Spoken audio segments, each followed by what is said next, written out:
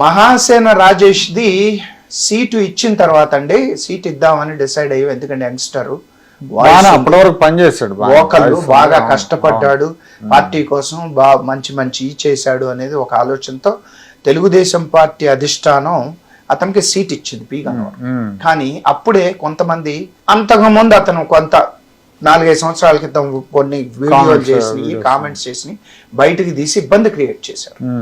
ఇబ్బంది క్రియేట్ చేసినప్పుడు ఇక తెలుగుదేశం పార్టీ అన్ని సీట్లు 99 అన్ని బాగెళ్ళి ఒక పి గన్నవరమే కొంచెం ఇదయింది అన్న ఒక టాక్ రావడంతో రెండోసారి దాన్ని మార్చాల్సిన అవసరం వచ్చింది. అది కూడా జనసేన అడిగింది ఆ సీట్.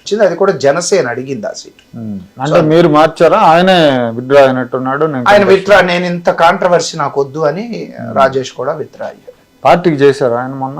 చేశాడండి, కానీ పవన్ కళ్యాణ్కి ఏదో ఆయనకి ఏదో ఉన్నట్టుంది రిఫ్ట్. అది మా సార్ చూసుకుంటారు, లేకపోతే లోకేష్ గారు చూసుకుంటారు. సో మీ పార్టీకి చేశాడా? మా పార్టీకి అయితే చేశాడు. ఓకే, మా పార్టీకి అయితే మేము ఎస్ డెఫినెట్ గా మేము చెప్పగలం. రాజేష్ స్టూడ్ విత్ అస్ అనేది మేము అనుకుంటున్నాం.